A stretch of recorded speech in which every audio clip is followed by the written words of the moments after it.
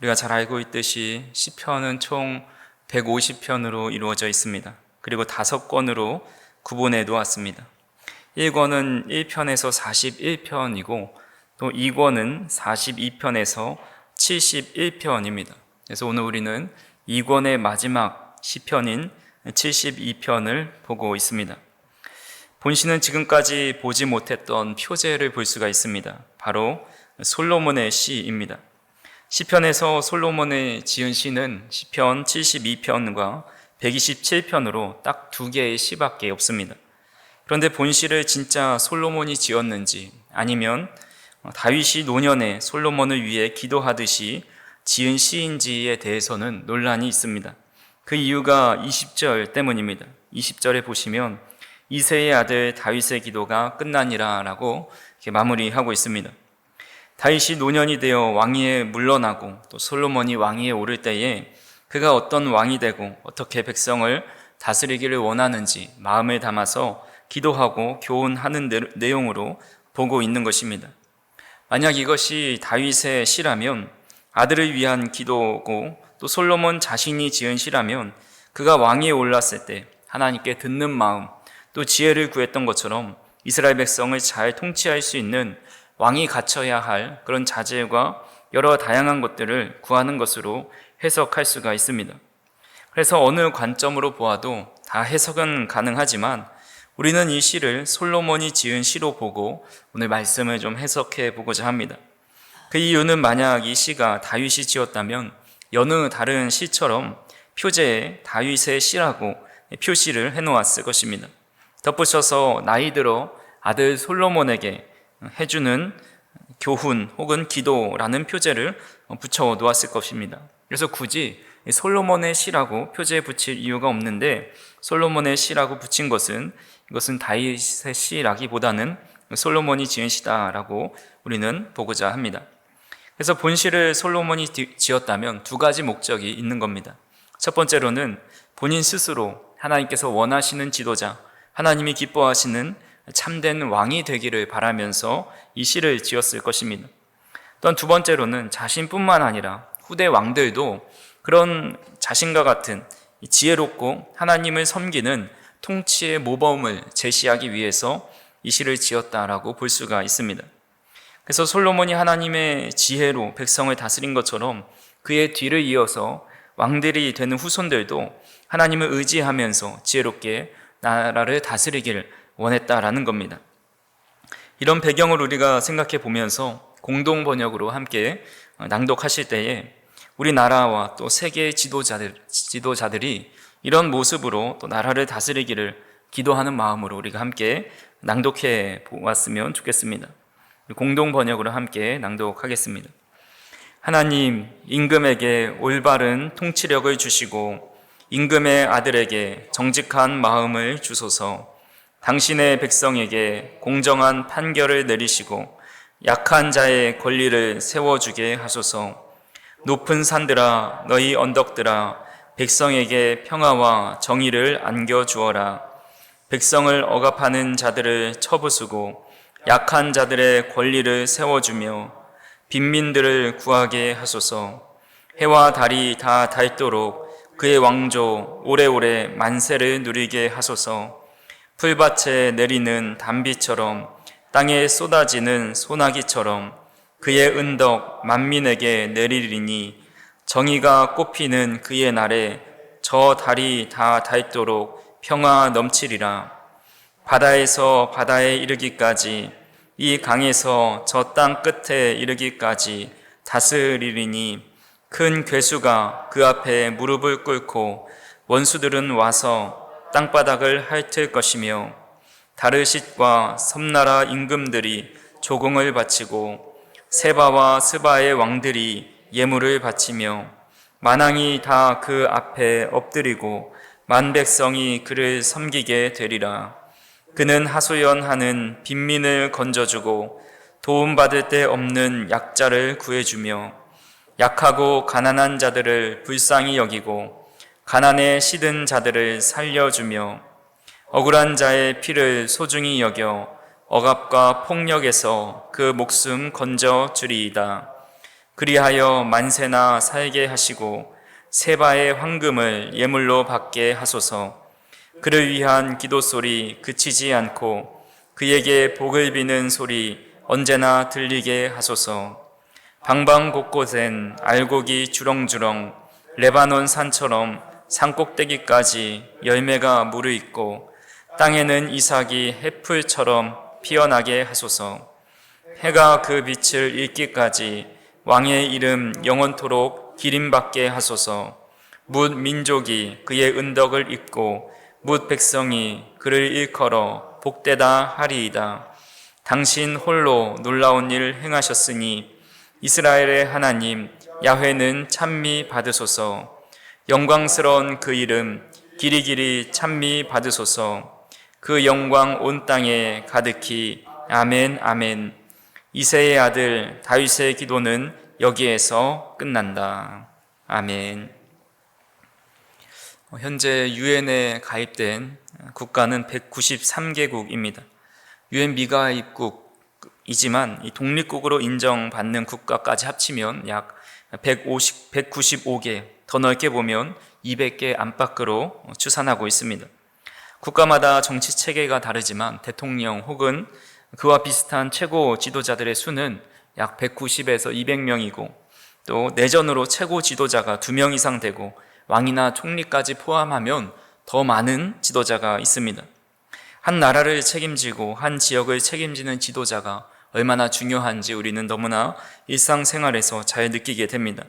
어떤 사람이 대통령이 되고 또 어떤 사람이 지도자가 되느냐에 따라서 그것에 속한 사람들, 백성들, 국민들의 삶이 질이 달라지기 때문입니다. 조선에서 가장 악한 왕으로 알려졌던 왕은 조선의 10대 왕인 연산군입니다. 역사책의 역대 왕들에 대해서 나쁘게 평가했다고 해서 그것을 반역으로 여겨 기록자와 그 사람의 친구들 또 같이 공부한 선생들까지 잡아서 죽이는 사건이 일어났습니다. 이것이 1498년에 있었던 무오사화입니다. 무오는 그 해를 뜻하는 것이고 이 사화는 선비들이 화를 입은 사건이다라는 뜻입니다. 기록의 차이는 있지만 이때 약 20명 전후가 처형당한 것으로 보여집니다. 그리고 갑자해에 또 한 번 사화가 일어나는데 1504년에 있었던 갑자사화입니다. 연산군이 어렸을 때 갑자기 그의 어머니가 사라집니다.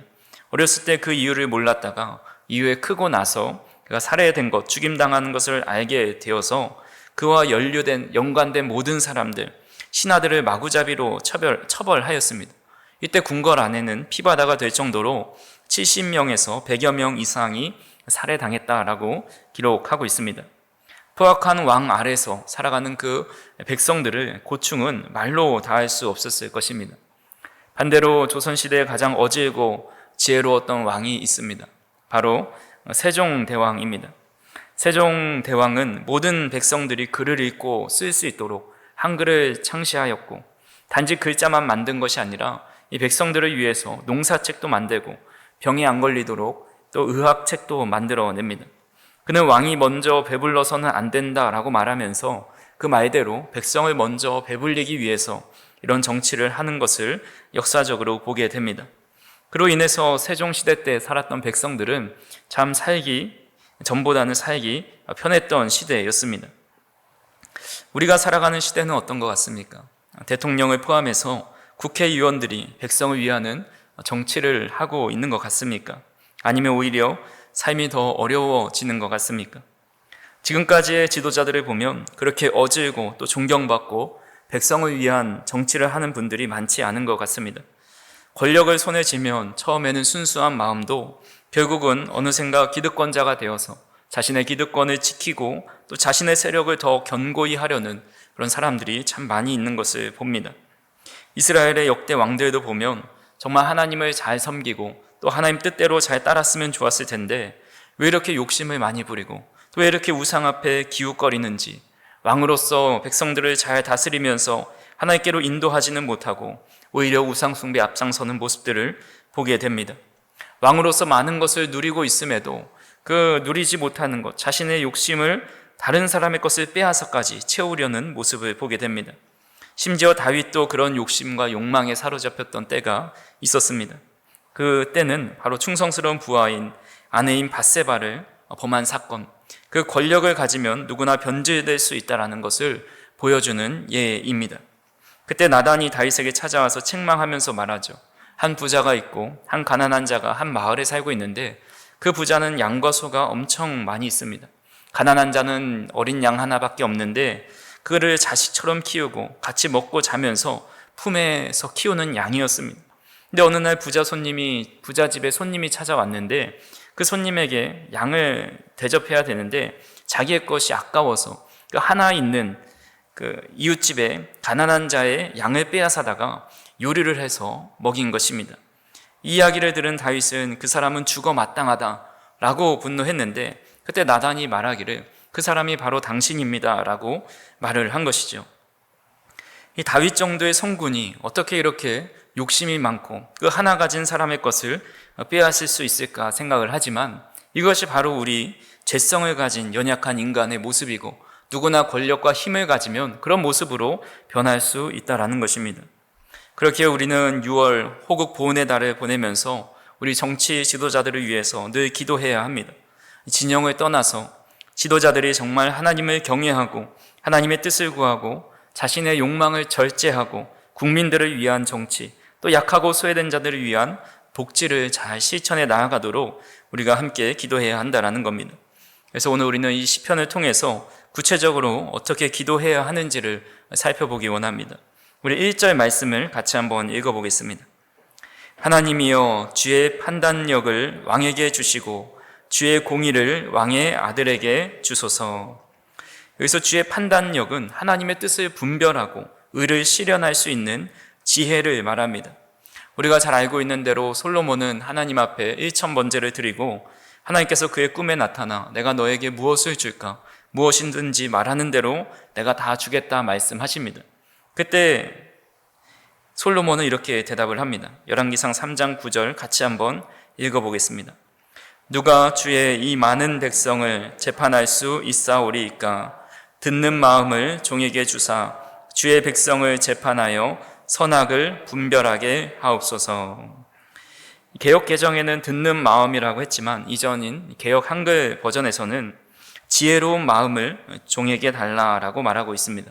그러니까 본문 1절이 이런 솔로몬의 모습을 연상시키기 때문에 본시가 솔로몬이 왕이 된 직후에 기록한 시가 아닌가 그렇게 보기도 합니다. 근데 여기서 솔로몬이 주의 판단력과 공의를 구했다는 것에 우리는 주목해 보아야 합니다. 왕이 된 솔로몬에게 필요한 것, 또 정말 갖고 싶은 것, 자신을 바라볼 때에 내가 이런 것들은 좀 탁월했으면 좋겠다 하는 것들이 얼마나 많이 있었겠습니까? 특히 전에 백성들이 모든 존경을 받았던 다윗의 들에 이어서 왕이 되었습니다. 선임자가 정치를 못하고 또 나라를 힘들게 한 상황에서 왕이 되면 조금만 잘해도 백성들이 좋아합니다. 근데 너무나도 훌륭한 왕이었고 모든 백성이 존경하는 그 다윗 왕의 뒤를 이어서 나라를 다스릴 때 얼마나 큰 부담감이 있었겠습니까? 그럴 때 하나님께서 무엇이든지 준다고 하셨으니 하나님 앞에 자신의 부족함을 많이 채울 수 있었을 것입니다. 나라를 더 부강하게 해주십시오. 더 잘 살게 해주셔서 많은 백성들이 나를 더 좋아하게 해주십시오.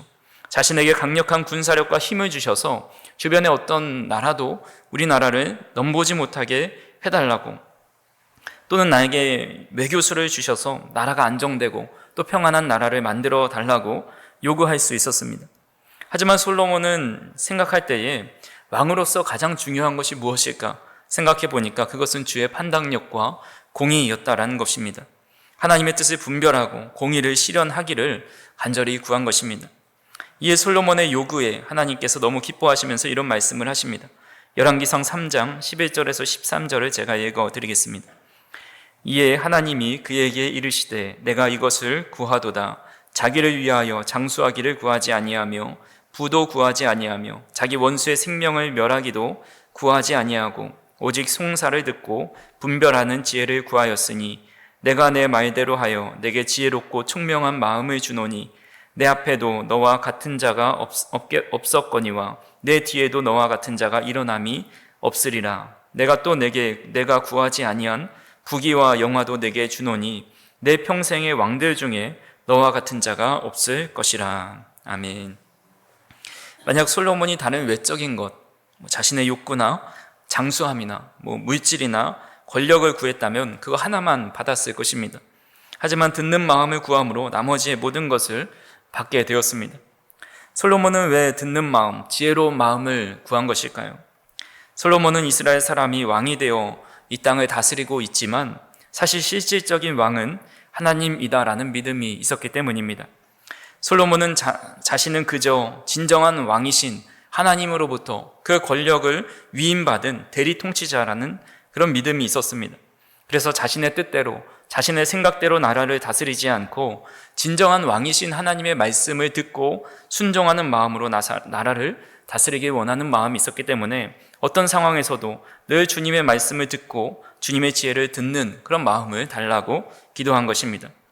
그래서 우리도 지도자들을 위해 기도할 때 그들이 가진 생각과 그들이 가진 기득권으로 정치하고 나라를 이끌어가는 것이 아니라 하나님께서 세워주신 대리 통치자라는 믿음을 가지고 주님의 판단력과 또 주님의 공의를 가지고 그들이 나라를 잘 다스릴 수 있기를 우리는 함께 기도해야 한다라는 것입니다. 그렇게 주의 판단력과 공의로 다스리는 나라의 백성들은 어떤 삶을 살아가게 됩니까? 3절 말씀 같이 한번 읽어보겠습니다. 의로 말미암아 산들이 백성에게 평강을 주며 작은 산들도 그리 하리로다. 아멘. 보통 산들은 강도의 소굴입니다. 강도들은 산속에 숨어 있다가 지나가던 사람들을 습격해 오지요.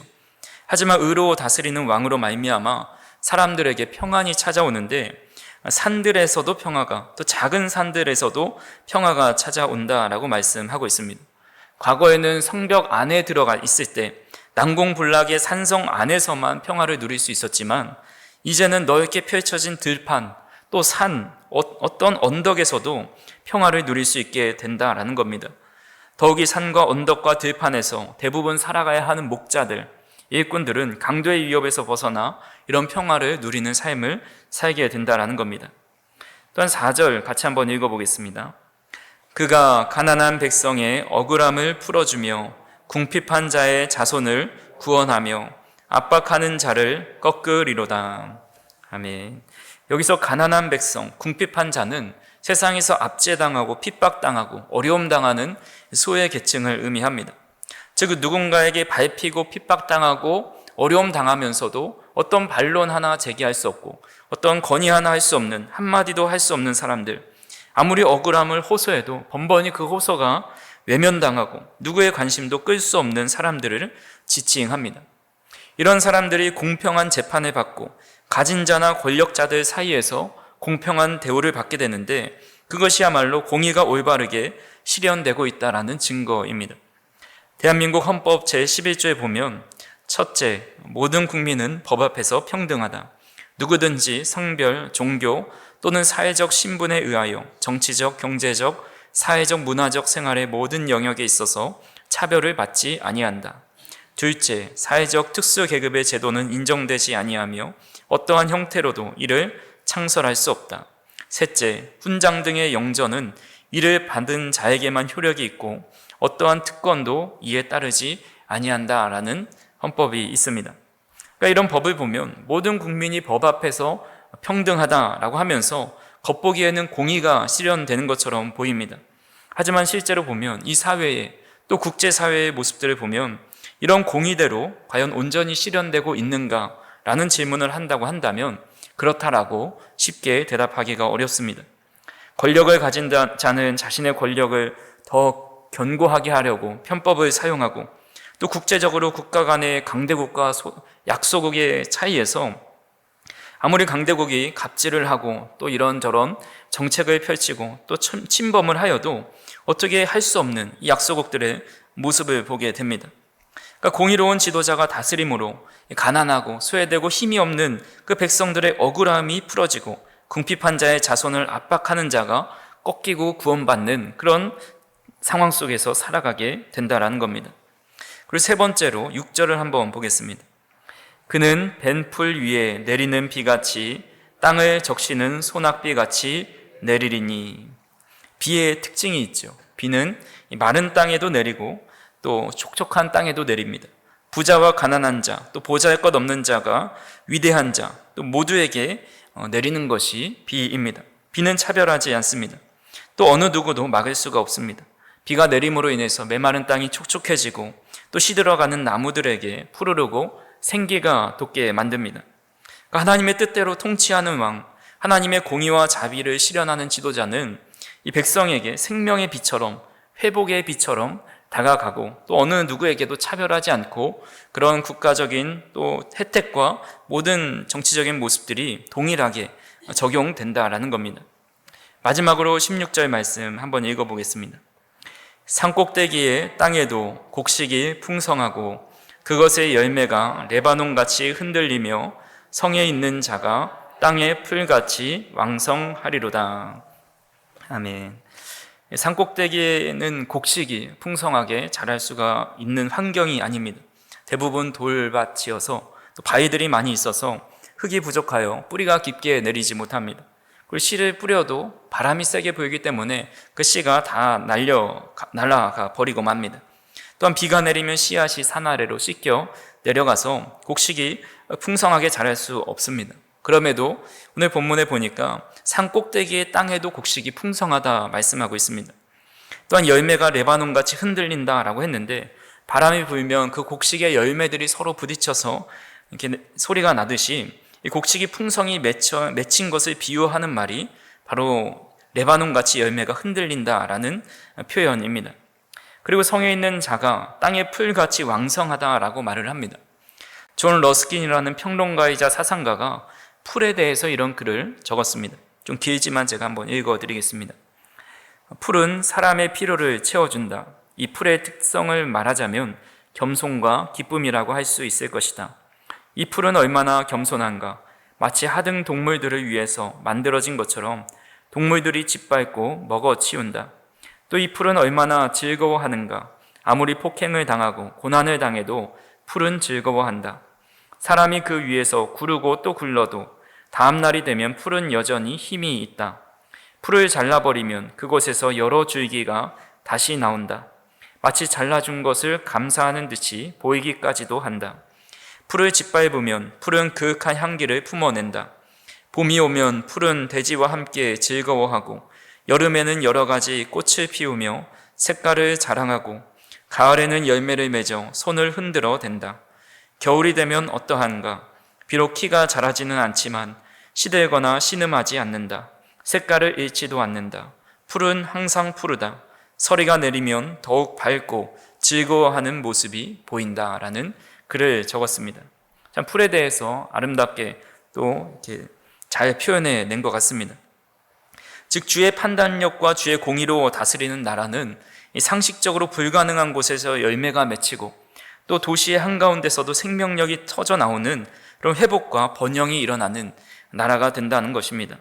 이것은 단지 물질적인 풍요만을 말하는 것이 아니라 억눌린 자가 이제 숨을 쉬게 되고 눌린 자가 일어서게 되고 가장 약한 자가 생명의 기쁨을 누리는 그런 삶을 살아가는 하늘의 정의가 실현된다라는 것입니다. 그래서 지금까지 하나님의 뜻과 공의로 다스리는 나라에 사는 사람들에 대해서 정리를 해보면 이렇습니다. 첫 번째로 어디서나 안전한 평화를 맞이하게 되고, 두 번째로 아무리 약한 자도 하나님의 공의대로 판결받게 됩니다. 세 번째로 척박한 삶의 자리라도 생명의 비, 회복의 비가 내리고 마지막으로 풍성한 열매를 맺고 풀같이 왕성한 삶을 살게 된다라고 말씀하고 있습니다. 이런 지도자 밑에 살아가는 사람이 얼마나 복받은 민족입니까? 17절을 읽어보겠습니다. 그의 이름이 영구함이요 그의 이름이 해와 같이 장구하리로다. 사람들이 그로 말미암아 복을 받으리니 모든 민족이 다 그를 복되다 하리로다. 아멘. 이런 지도자 밑에 살아가는 백성들은 모든 민족이 그들을 바라보면서 참 복된 나라다, 복 있는 백성들이다 라고 말하게 된다고 말씀하고 있습니다. 정말 이런 훌륭한 지도자 아래 살아가는 것이 얼마나 큰 복인지 모릅니다. 우리는 우리나라 지도자 그리고 세계의 지도자들이 이런 지도자가 되기를 기도하고 또 우리가 그런 복을 받는 민족이 되기를 기도하는 저 우리 성도님들이 되기를 간절히 소망합니다. 그리고 여기서 한 가지 기도 제목을 더하자면 1절 말씀을 다시 한번 읽어보겠습니다.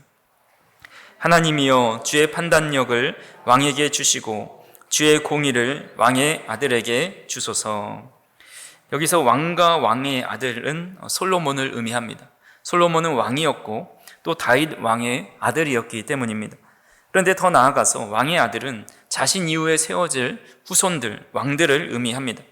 아무리 솔로몬이 하나님이 주신 지혜와 판단력과 공의로움으로 나라를 다스린다 하여도 그 뒤에 일어나는 왕이 그렇게 하지 못한다면 그 많은 복된 민족이었다고 칭송을 받았어도 그것은 결국 과거 시제가 되고 맙니다. 솔로몬은 자신의 뒤를 이은 왕도 하나님이 주신 판단력과 또 하나님이 주신 공의로움으로 계속해서 나라를 다스리기를 원했습니다. 우리나라도 마찬가지입니다. 우리나라 대통령 임기가 5년이죠. 한번 재임 가능한 한 번만 할 수 있는 단임제입니다. 정말 잘 다스리는 대통령이 있다면 2번이든 3번이든 처음 모습 그대로 나라를 잘 끌어가면 정말 좋을 것 같습니다. 하지만 5년 뒤에 새로운 지도자가 세워지고 그도 겸손하게 하나님의 대리 통치자라는 자각이 있으면 좋을 텐데 그렇지 못하다면 결국 그 나라의 국민들은 더욱더 고통을 당하게 됩니다. 그래서 가장 이상적인 이 정치 체계를 놓고 보자고 한다면 어질고 지혜롭고 하나님을 온전히 경외하는 지도자가 평생을 다스리는 것입니다. 그런 취지로 생겨난 것이 공산주의이지요.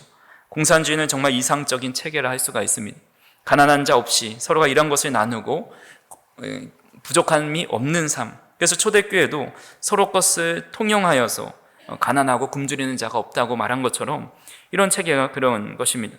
그리고 정말 100% 국민들이 신뢰하고 능력이 있고 인간미 있는 지도자가 계속해서 나라를 다스린다면 점점 더 발전해 나가는 정말 이론적으로는 좋은 정책입니다.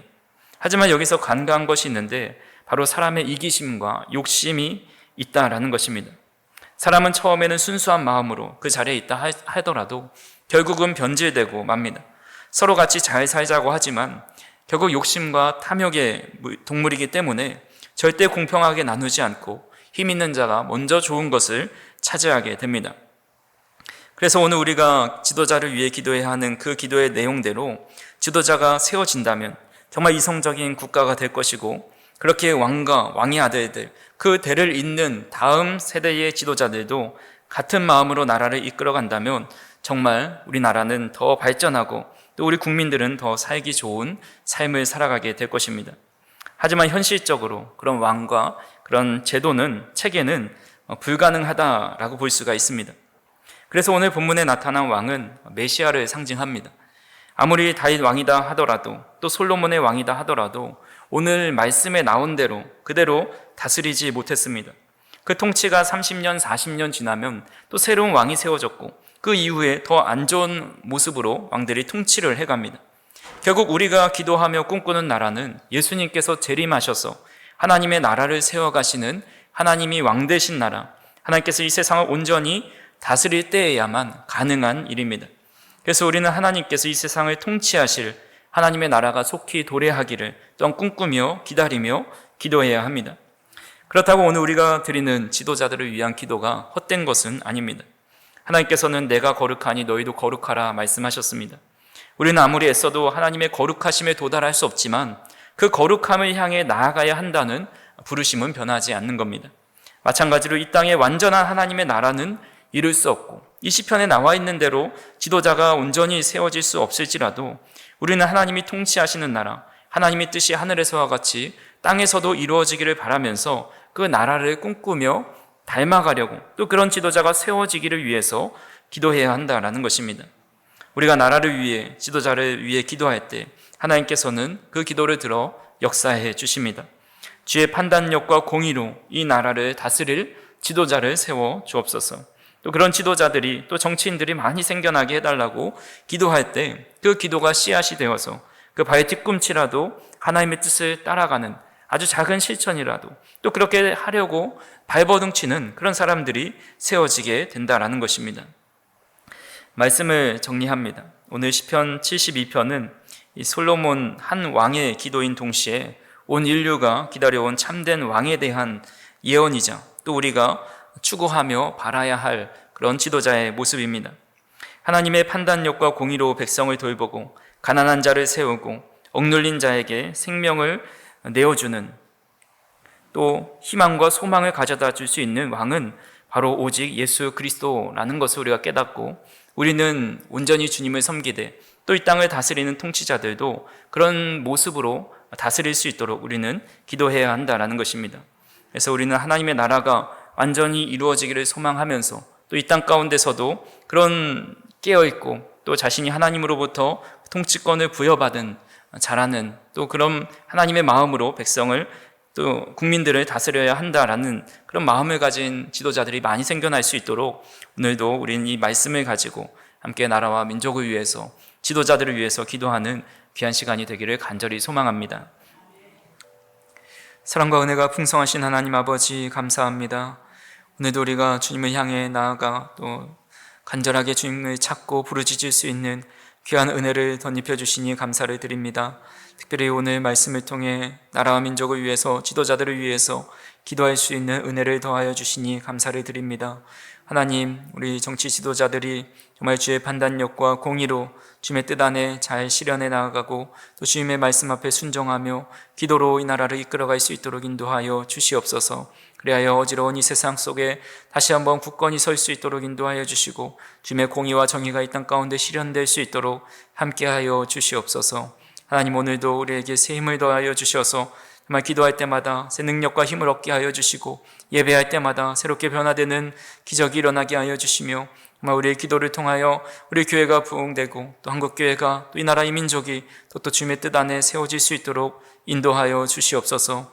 오늘도 이 자리를 찾아온 모든 성도님들에게 하나님의 은혜를 덧입혀 주시고 그의 신실함을 봐주시고 그 기도에 하나님께서 신실하게 응답하여 주시고 가장 좋은 것으로 더하여 주시옵소서.